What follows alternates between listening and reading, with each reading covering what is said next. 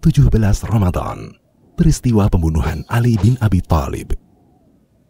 Langkah berani dan tegas Amirul Mukminin Ali bin Abi Thalib memerangi orang-orang Khawarij di Nahrawan menimbulkan dendam di kalangan para pemberontak ini. Sampai akhirnya muncullah peristiwa yang mengantarkan sepupu Rasulullah Sallallahu Alaihi Wasallam ini menyandang syahid di akhir hayat. Ibnu Jarir dan sejarawan lainnya mengisahkan, ada 3 orang Khawarij berkumpul. Mereka adalah Abdurrahman bin Amr, yang dikenal dengan Ibnu Muljam, Al-Barak bin Abdullah, dan Amr bin Bakr. Mereka bercerita mengenang teman-teman mereka di Nahrawan. Salah seorang di antara mereka berkata, "Apa yang kita lakukan sepeninggal mereka? Mereka adalah sebaik-baik manusia, yang paling banyak salatnya, mengajak manusia kepada Allah. Tidak takut cemoohan orang-orang yang mencela dalam menegakkan agama Allah. Bagaimana kalau kita tebus dengan mendatangi pemimpin-pemimpin yang sesat itu, kemudian kita bunuh mereka, sehingga kita membebaskan negara dari kejahatan mereka, dan kita balaskan kematian teman-teman kita." Ibnu Muljam berkata, "Aku akan menghabisi Ali bin Abu Thalib."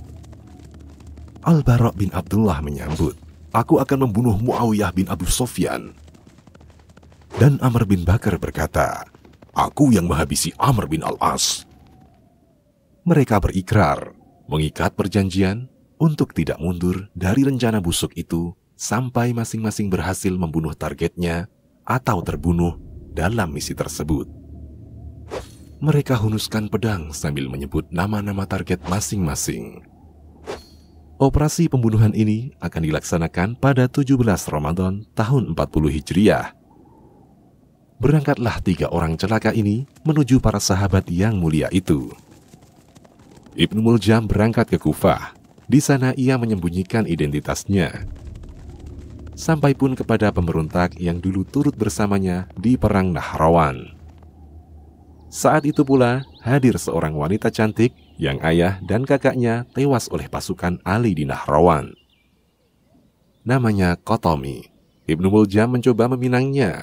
Qatami mau menerima pinangan itu dengan beberapa syarat, yaitu mahar 3.000 dirham, seorang pembantu, budak wanita, dan membunuh Ali bin Abu Thalib. Ibnu Muljam berkata, "Engkau pasti mendapatkan persyaratanmu itu." "Demi Allah, aku datang ke kota ini memang untuk tujuan membunuh Ali." Semakin dekatlah hari di mana Ibnu Muljam hendak melaksanakan misinya. Istrinya menyertakan laki-laki dari kaumnya yang bernama Wardan untuk melindungi suaminya. Kemudian Ibnu Muljam merekrut Syabib bin Barjah yang juga merupakan veteran Perang Nahrawan. Awalnya Syabib menolak karena kedudukan Ali bin Abu Thalib. Tapi ia berteman dengan orang yang salah. Ibnu Muljam berhasil membujuknya. Menumpahkan darah laki-laki soleh dan ahlul bait Rasulullah Sallallahu Alaihi Wasallam. Masuklah bulan Ramadan. Ibnu Muljam menginstruksikan misi akan dilaksanakan pada tanggal 17 Ramadan. "Malam itulah aku membuat kesepakatan dengan teman-temanku untuk membunuh target masing-masing," kata Ibnu Muljam. Komplotan Ibnu Muljam bergerak. Ketiganya menghunuskan pedang, bersembunyi di pintu yang menjadi tempat kebiasaan Ali keluar. Saat keluar, Ali berteriak membangunkan masyarakat, "Salat! Salat!" Saat itulah dengan cepat Syabib menyabetkan pedangnya ke leher Ali. Dan Ibnu Muljam menimpalinya dengan membacok kepala sahabat yang mulia ini. Darah Ali mengucur membasahi janggutnya. Ibnu Muljam berkata, "Tidak ada hukum kecuali milik Allah. Bukan milikmu dan bukan milik teman-temanmu, hai Ali." Ia membaca ayat.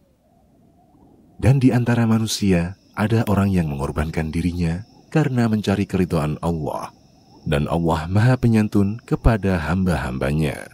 Quran Surat Al-Baqarah ayat 207. Ali berteriak, "Tangkap mereka!" Wardan terbunuh dalam pengejaran. sementara Syabib berhasil meloloskan diri dan Ibnu Muljam tertangkap. Akhirnya, Ali bin Abu Thalib menghembuskan nafas terakhir pada tanggal 21 Ramadan tahun 40 Hijriah. Di tempat lain, Al-Barak menyabet Muawiyah yang sedang mengimami sholat subuh. Muawiyah terluka, tapi serangan itu tak sampai membunuhnya. Sementara Amr bin Bakar salah dalam targetnya.